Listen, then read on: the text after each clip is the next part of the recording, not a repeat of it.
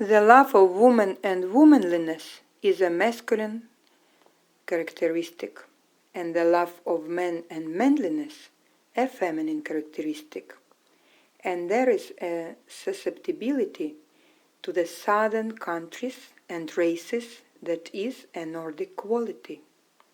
The Normans must have fallen in love with the foreign countries, first with France and then with England.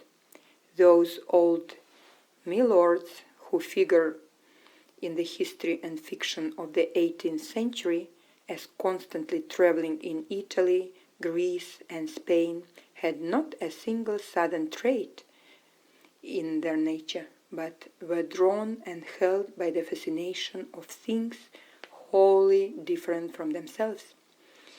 The old German and Scandinavian painters, philosophers, and poets, when they first came to Florence and Rome, went down on their knees to adore the South.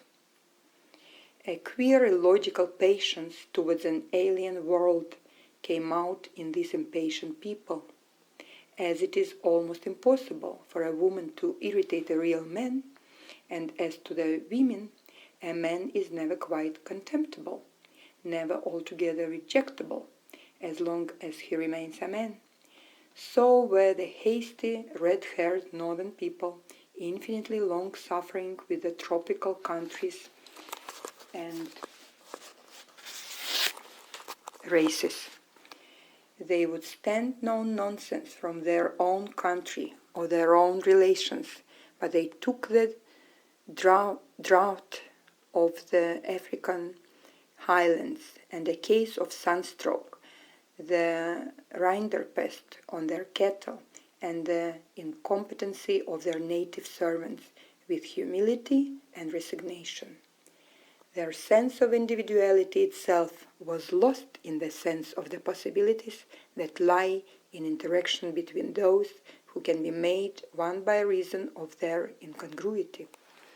The people of southern Europe and the people of mixed blood have not got this quality. They blame it or scorn it. So the men's men scorn the sighing lover, and the rational women who have no patience with their men are in the same way indignant with Griselda.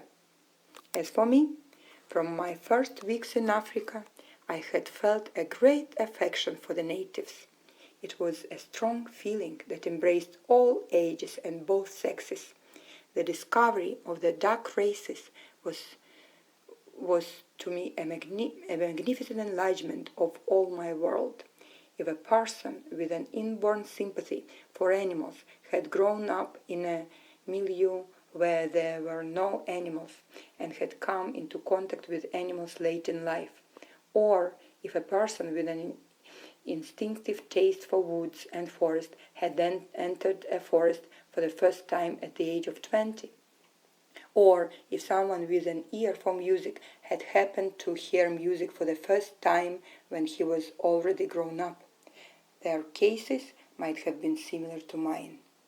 After I had met with the natives, I set out the routine of my daily life to the orchestra.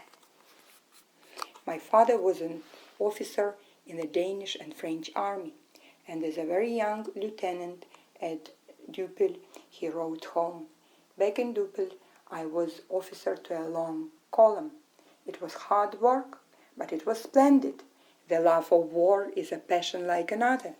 You love soldiers as you love young women folk, to madness, and the one love does not exclude the other, as the girls know, but the love of women can include only one at a time, and the love for your soldiers comprehends the whole regiment, which you would like enlarged if it were possible. It was the same thing with the natives and me."